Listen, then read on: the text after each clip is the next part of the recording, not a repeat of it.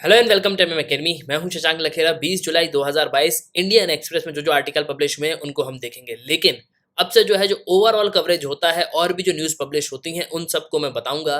तो मेनली अब एक ओवरऑल जो कॉम्प्रिहेंसिव अप्रोच जो है ना वो आपको दूंगा, मतलब पूरा कॉम्प्रिहेंसिव तरीके से जो इंडियन एक्सप्रेस है उसको हम डिस्कस करेंगे। मतलब समझ लीजिए सिंपल इंडियन एक्सप्रेस का अब से जो है पोस्टमार्टम शुरू करने वाले हैं। तो इसमें जो होता है ये सामने जो टॉपिक लिखे होते हैं ये इंपॉर्टेंट टॉपिक्स होते हैं, जो आज के जो सबसे ट्रेंडिंग टॉपिक आपको देखने को मिलेंगे।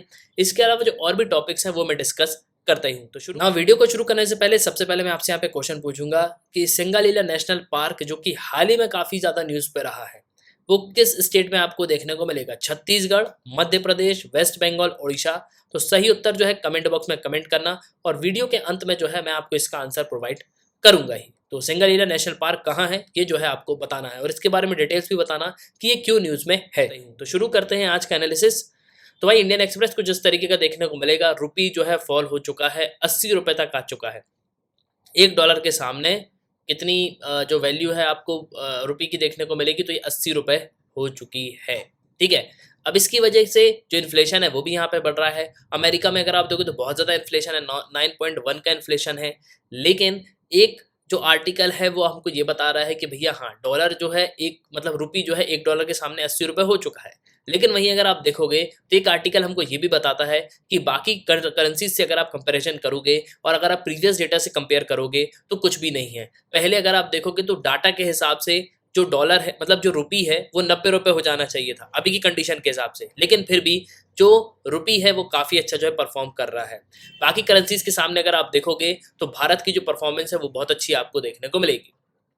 ठीक है, और एक सबसे इंपॉर्टेंट आर्टिकल जो है वो न्यूज़ है, तो हरियाणा डीएसपी की जो है डेथ हो गई, एक ट्रक ड्राइवर ने जो इनकी डेथ कर दी ना। यहाँ पे सबसे इंपॉर्टेंट क्वेश्चन आता है इलीगल माइनिंग से रिलेटेड। अभी इस पर कोई भी आर्टिकल पब्लिश नहीं हुआ, लेकिन आने वाले समय में एक आर्टिकल आपको इलीगल माइनिंग से रिलेटेड जो है बिल्कुल देखने को मिलेगा।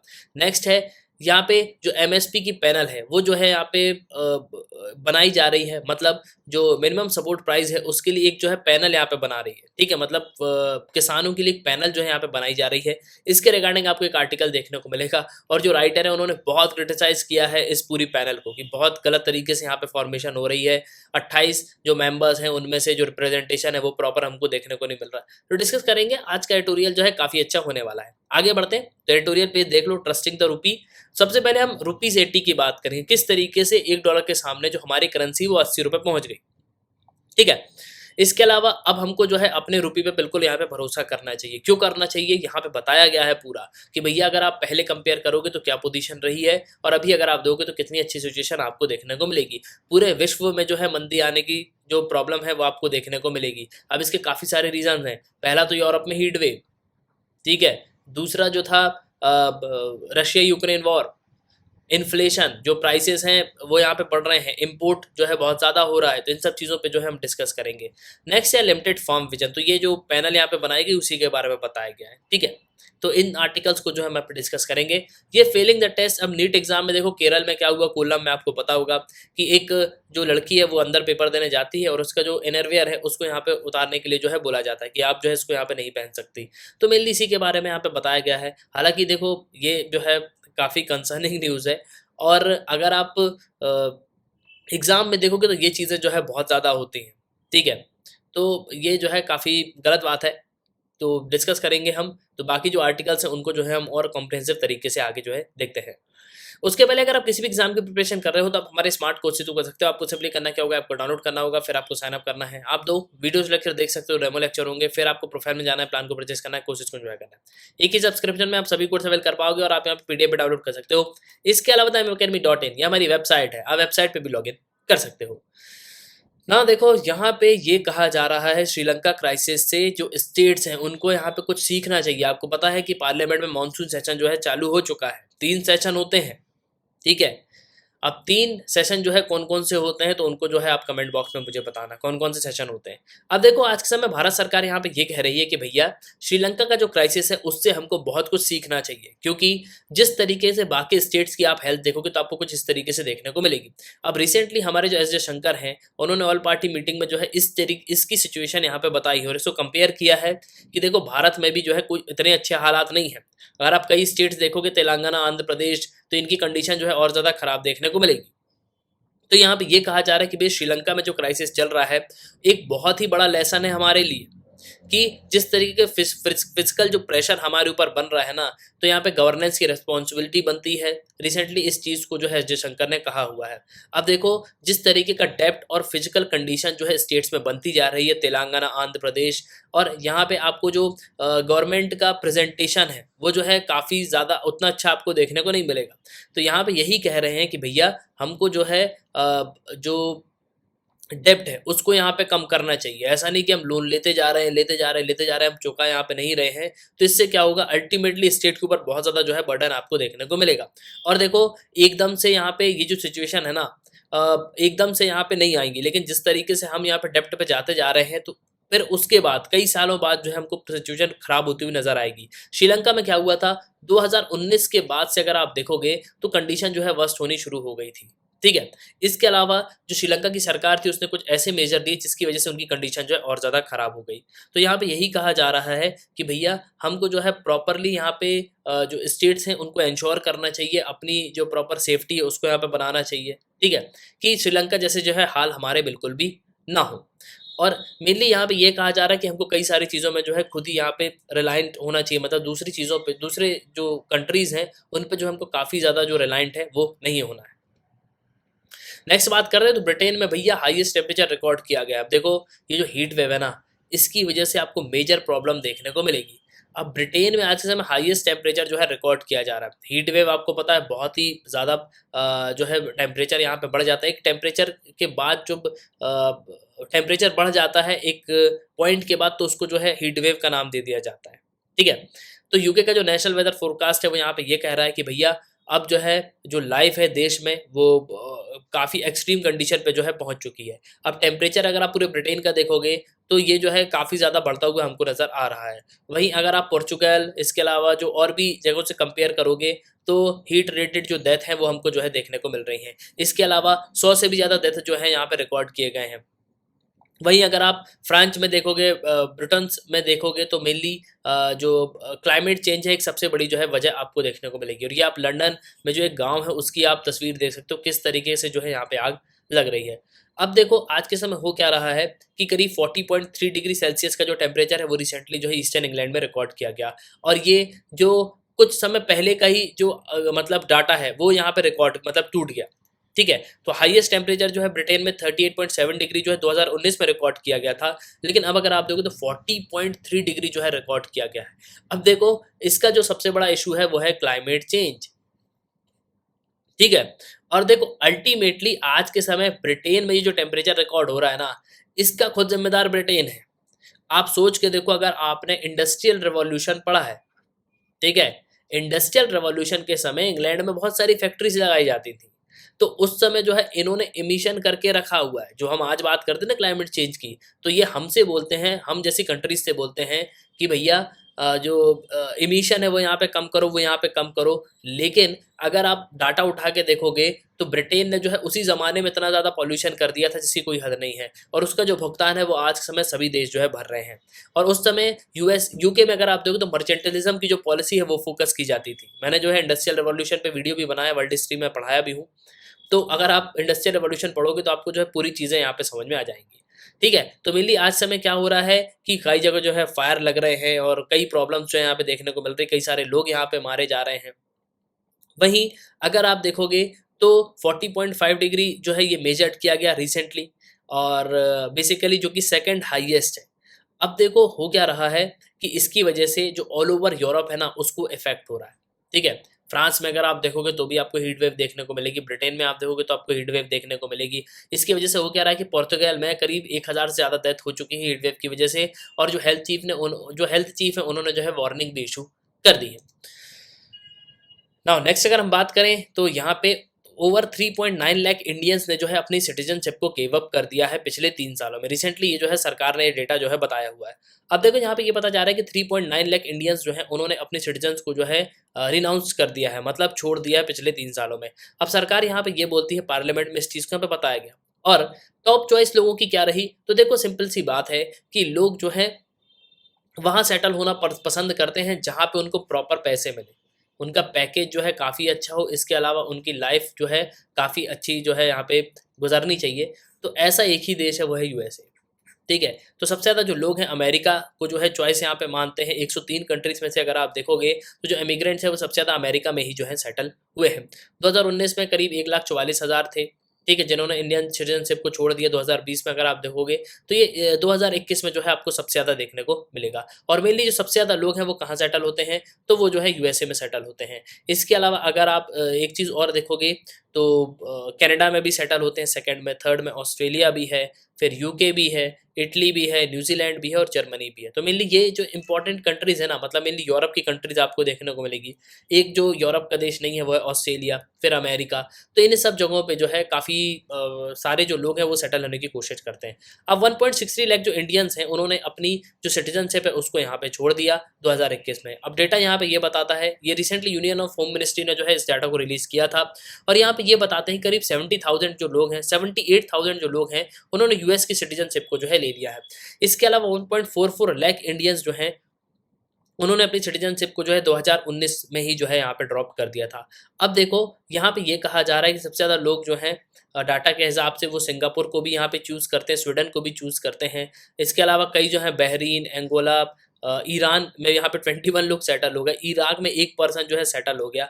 अब देखो यहाँ पे सबसे इंपॉर्टेंट चीज़ ये आती है कि आखिरकार यूएसए को ही जो है क्यों चूज़ किया जा रहा है। तो यहाँ पे अच्छी लाइफ स्टाइल है, पैकेज जो है लाखों डॉलर का मिल गया तो वहीं जो है लोग सेटल हो जाते हैं। वहीं अगर हम बात करें यूके की, तो यूके में भी अच्छे पैकेजेस जो है मिल जाते हैं। लेकिन यहाँ पे अगर आप देखो तो चाइना की, अब देखो चाइना में जो है लोग सेटल होते तो हैं लेकिन उतने लोग जो है सेटल नहीं होते चाइना से, क्योंकि हमारा कॉन्फ्लिक्ट भी देखने को मिलेगा।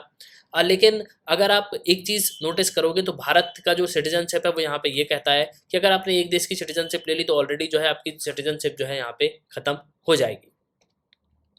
नेक्स्ट है जो हम आर्टिकल एडिटोरियल की तरफ आते हैं तो रुपीज एट द 80। अब देखो यहाँ पे ये कहा जा रहा है कि भैया रुपी जो है कंटिन्यूसली यहाँ पे बढ़ता जा रहा है डॉलर के सामने, बेसिकली मतलब कम होता जा रहा है। तो मतलब $1 के सामने जो रुपी है वो 80 रुपये हो गया है। अब यहाँ पे आरबीआई क्या मेजर ले रही है, तो कहानी सिर्फ इतनी आ रही है।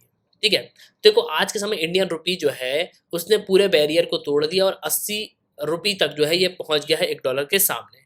चाहे अगर आप ट्रेडिंग में भी देखोगे तो इतना आपको देखने को मिलेगा। अब देखो करेंसी जो है यहाँ पे कोशिश करी जा रही है कि हम किसी भी तरीके से इसको रिकवर करें।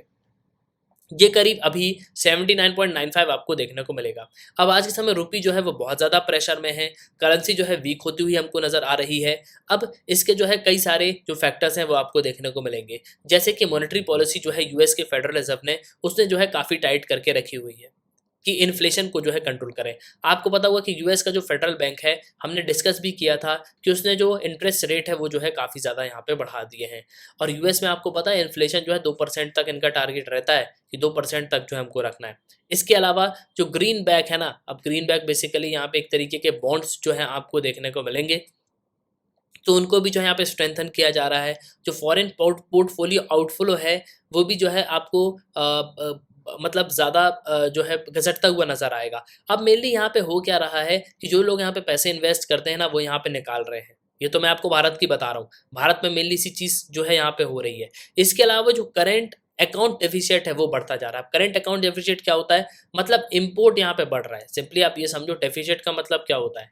डेफिसिट का मतलब ये होता है कि भैया मान लो मेरे पास 100 रुपये हैं, ठीक है, और मेरा खर्चा है 500 रुपये, तो ये जो डेफिसिट आ रहा है ना कितने रुपए का आ गया, 400 रुपये का।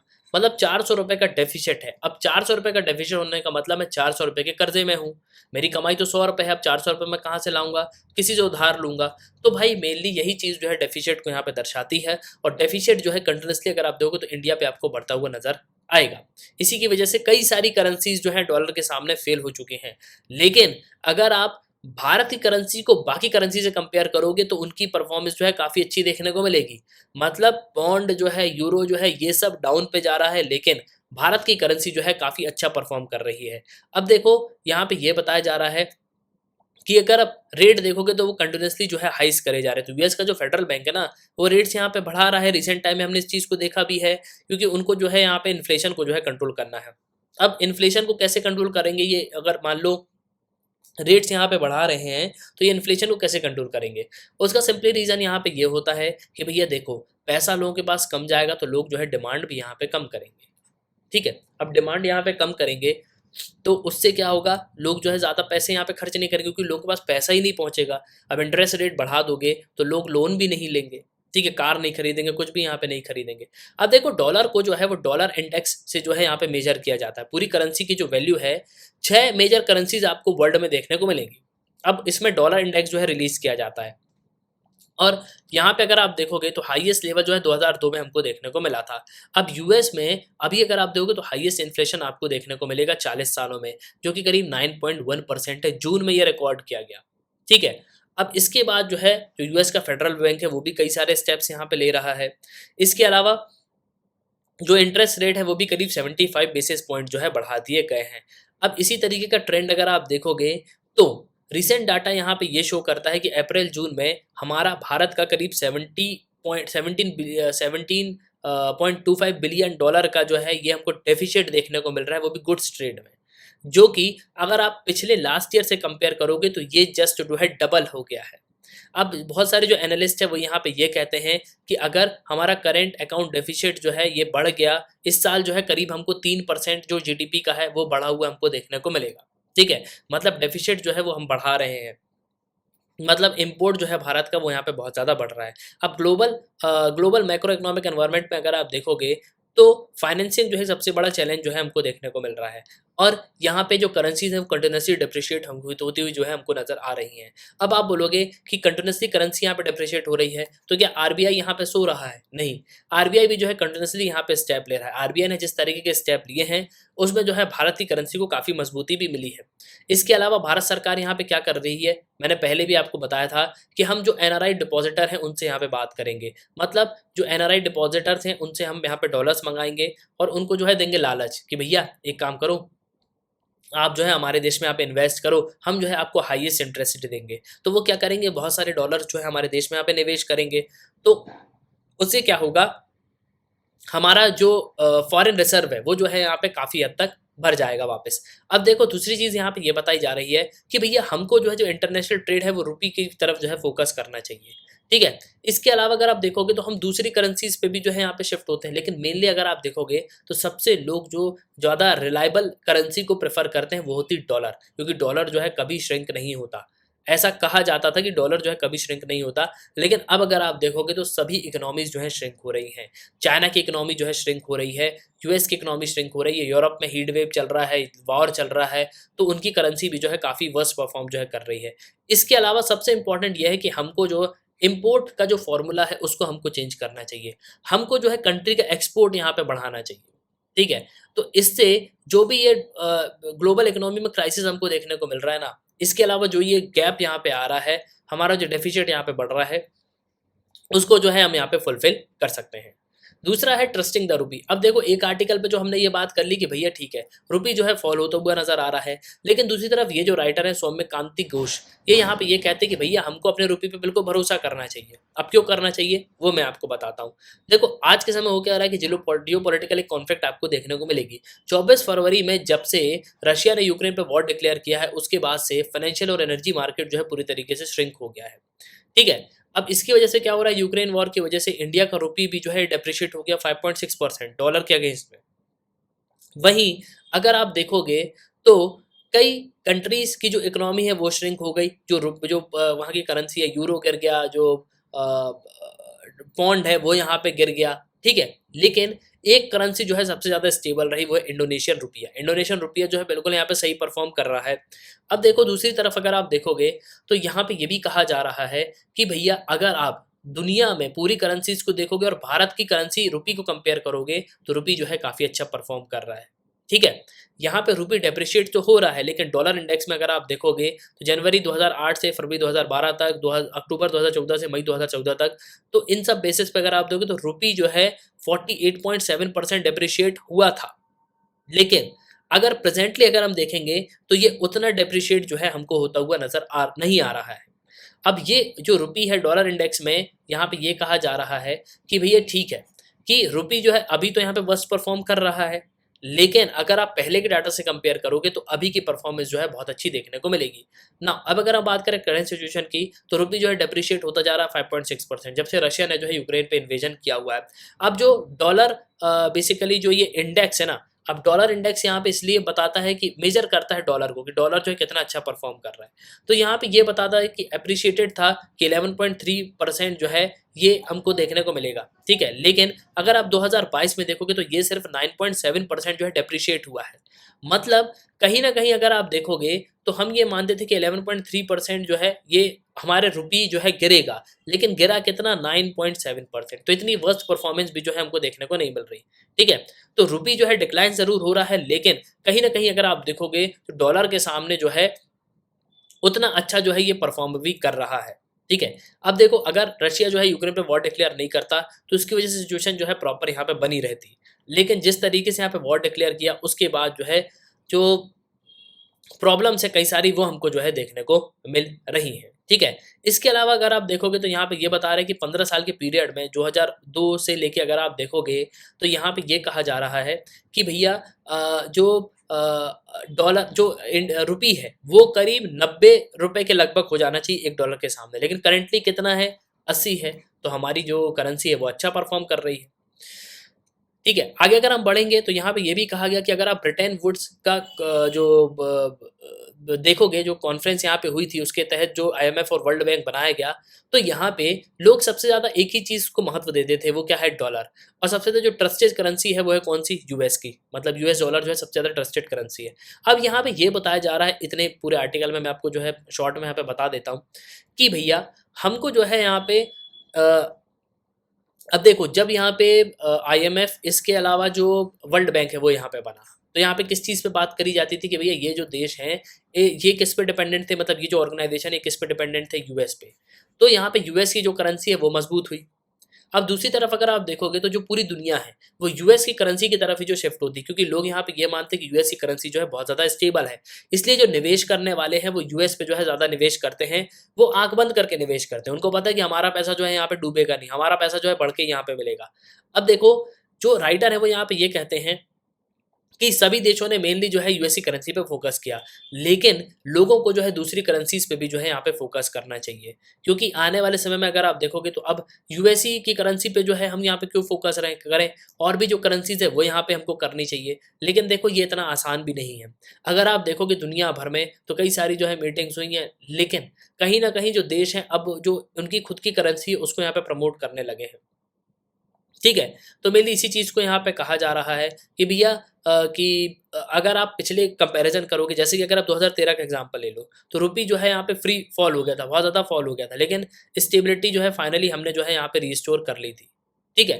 तो बेसिकली यहाँ पे यही कहा जा रहा है कि हमको लॉन्ग टर्म विजन जो है लेके चलना चाहिए। इसके अलावा अगर आप देखोगे तो हमको जो है क्या करना चाहिए, एक प्रॉपर जो दूसरी करेंसी की अप्रोच है वो भी जो है हमको यहाँ पे लेके चलनी चाहिए। तो इस आर्टिकल में इसी चीज़ को जो यहाँ पे बताया गया है, और यहाँ पे ये बताया जा रहा है कि आरबीआई जो है कंटिन्यूसली यहाँ पे स्टेप ले रहा है। और देखो, हमारी जो रुपी है वो इसलिए भी कर रहा है क्योंकि हमारे जो मार्केट से काफ़ी सारे जो डॉलर्स हैं वो यहाँ पे निकल रहे हैं, जो निवेशकों ने पैसा जो है इम्पोज जो लगाया था ना वो यहाँ पे निकाल रहे हैं। तो भाई ऑब्वियस सी बात है कि हमारा जो फॉरेन एक्सचेंज रिजर्व है वो थोड़ा सा यहाँ पे गिरेगा ही गिरेगा। नेक्स्ट है अनलिमिटेड फार्म विजन। अब देखो हो क्या रहा है कि एक न्यू एग्रीकल्चर पैनल को जो है यहाँ पे फॉर्म किया गया, और इसी की वजह से बहुत सारे क्वेश्चंस भी जो है आपको देखने को मिलेंगे। अब देखो, आज के समय जब 3 बिल भारत सरकार जो है यहाँ पे लेके आई थी, उसके बाद उसको जो है रिपील किया गया, लेकिन सरकार ने यहाँ पे ये कहा कि हम जो एक पैनल को फॉर्म करेंगे। तो अब जो है सरकार यहाँ पे क्या कर रही है, सरकार ने कमिटमेंट किया था अगले साल कि हम जो है फॉर्मूला को रिपील करेंगे, लेकिन एक कमेटी जो है फॉर्म करेंगे। तो ये जो है फाइनली इस बॉडी को कॉन्स्टिट्यूट किया गया है, जो ये बॉडी करेगी कि क्या, कि जीरो बजट जो बेस्ड फार्मिंग है उसको यहाँ पे प्रमोट करेगी। अब जीरो बजट का मतलब होता है कि सब्सिडी वाली, ठीक है, सब्सिडी जो है डायरेक्ट यहाँ पे अकाउंट पे करी जाएगी। इसके अलावा जो क्रॉप पैटर्न्स में चेंज है उस पर यहाँ पे बात करी जाएगी, और इसके अलावा जो एमएसपी मिनिमम सपोर्ट प्राइस है उसको जो है बहुत इफेक्टिव तरीके से यहाँ पे बनाया जाएगा। वहीं इसके साथ साथ जो एमएसपी है उसको ट्रांसपेरेंट बनाने की जो है बात करी जा रही है। अब देखो, ये जो करीब 28 मेंबर्स हैं उनकी आपको बॉडी जो है पूरी ये देखने को मिलेगी। इसके अलावा जो सेंट्रल और स्टेट गवर्नमेंट हैं उनका जो रिप्रेजेंटेशन है वो भी आपको देखने को मिलेगा। अब देखो, जो 28 मेंबर्स हैं उनमें कौन कौन का रिप्रेजेंटेशन है, तो सेंट्रल के लोग हैं, स्टेट गवर्नमेंट के लोग हैं, फार्मर्स हैं, एग्रीकल्चर हैं, और साइंटिस्ट और इकोनॉमिस्ट हैं। अब जो नई कमेटी है उसमें ये बताएगा कि सुप्रीम कोर्ट जो है पैनल को अपॉइंट करेगा, ठीक है, इसमें जो है यहाँ पे बात करेगा। इसके अलावा जो कंट्रोवर्शियल फॉर्म लॉ है उनको विड्रॉल करे जाएंगे। इसके अलावा जो मेजॉरिटी है फॉर्म यूनियंस की, वो भी जो है यहाँ पे सपोर्ट कर रही है। वहीं उन्होंने जो है रिपील किया, मतलब मेनली यहाँ पे जब फॉर्म लॉ लाएगा ना, तो उनको यहाँ पे रिपील करने के लिए बात करी गई, किसने? फार्मर्स ने। तो यहाँ पे अगर आप देखोगे तो सिंपल राइटर का यहाँ पे ये कहना है कि भैया प्रॉब्लम्स तो बहुत सारी हैं, लेकिन कमेटी को जो है यहाँ पे उन्होंने क्रिटिकली मतलब क्रिटिसाइज किया है कि भैया सरकार जो है यहाँ पे ट्रांसपेरेंसी की बात करती है, लेकिन ये तो पूरा मेरे ओपिनियन में ये पूरा अनफेयर है। क्यों? क्योंकि यहाँ पे अगर आप देखोगे तो भैया जो फॉर्मर सेक्रेटरी है मिनिस्ट्री ऑफ एग्रीकल्चर फार्मर के, उनको जो है यहाँ पे अपॉइंट कर दिया कमेटी का चेयरमैन। वहीं अगर आप देखोगे तो जो नीति आयोग के मेंबर्स हैं उनको आप यहाँ पे जो है अपॉइंट कर रहे हो। इसके अलावा अगर आप देखोगे तो पंजाब का प्रॉपर जो है रिप्रेजेंटेशन आपको बिल्कुल भी यहाँ पे देखने को नहीं मिल रहा। ठीक है, अब पंजाब का प्रॉपर जो है रिप्रेजेंटेशन हमको देखने को नहीं मिल रहा। इसके अलावा इनमें से जो 8 फार्मर मेंबर्स हैं वो कमेटी के, उनमें 5 जो है नॉमिनेट होंगे, सरकार यहाँ पे नॉमिनेट करेगी। इसके अलावा 3 जो है यहाँ पे जो संयुक्त किसान मोर्चा और इनसे जो है यहाँ पे नॉमिनेट किए जाएंगे। तो बेसिकली जो एसकेएम है वो जो है कमेटी को यहाँ पे बॉयकॉट कर रहा है। तो यहाँ पे ये कह रहा है कि भैया ये जो पूरी चीज़ें आप कर रहे हो, इससे प्रॉपर रिप्रेजेंटेशन जो है हमको देखने को ही नहीं मिल रहा। ठीक है, प्रॉपर रिप्रेजेंटेशन तो यहाँ पे है ही नहीं। पंजाब का यहाँ पे कोई भी रिप्रेजेंटेशन नहीं है। अब पंजाब का रिप्रेजेंटेशन होना क्यों ज़रूरी है? क्योंकि देखो पंजाब एक बहुत ही बड़ा स्टेट है और एग्रीकल्चर में जो है सबसे आगे आपको पंजाब देखने को मिलेगा। काफ़ी ज़्यादा प्रोडक्शन जो है यहाँ पे ये करते हैं। इसके अलावा जो प्रोक्योरमेंट है ना, वो यहाँ पे ये जो है पंजाब के लोग सबसे ज़्यादा करते हैं, और यही लोग तो यहाँ पे प्रोटेस्ट कर रहे थे। तो अब यहाँ पे यही कहा जा रहा है कि भैया अगर इस तरह की कमेटी आपने फॉर्म करी तो इससे जो है काफ़ी ज़्यादा प्रॉब्लम यहाँ पे हमको देखने को मिलेगी। फिर होगा क्या कि लोग यहाँ पे प्रोटेस्ट करने शुरू हो जाएंगे, सड़क पे लोग यहाँ पे आ जाएंगे, तो फिर जो है आखिरकार आपको चेंज करना पड़ेगा। तो यहाँ पे ये कहा जा रहा है कि भैया प्रॉपर तरीके से जो है एक मैकेनिज्म आप जो है फॉर्म करो, जिससे जो है जो सब्सिडी है वो सब यहाँ पे प्रॉपर ट्रांसफर हो पाए, एमएसपी जो है वापस जो है लोगों को यहाँ पे प्रॉपर तरीके से मिल पाए। अब देखना होगा देखो इस पे क्या होता है। हालांकि राइटर जो है पूरे तरीके से इसको यहाँ पे क्रिटिसाइज कर रहे हैं, लेकिन अब आगे जो भी होगा तो इस पे जो भी आर्टिकल आएगा तो उसको जो है हम यहाँ पे डिस्कस बिल्कुल करेंगे। तो ये था भाई 20 जुलाई 2022 का इंडियन एक्सप्रेस जो आर्टिकल पब्लिश हुए थे वो सब मैंने आपको बता दिए। तो एट लास्ट आई होप कि आपको जो इस वीडियो में काफी कुछ जानने को मिला होगा। आप अपने ओपिनियन लिखिएगा जरूर। इसी के साथ ये था इस वीडियो का। सुनने के लिए बहुत धन्यवाद। जय हिंद, जय भारत।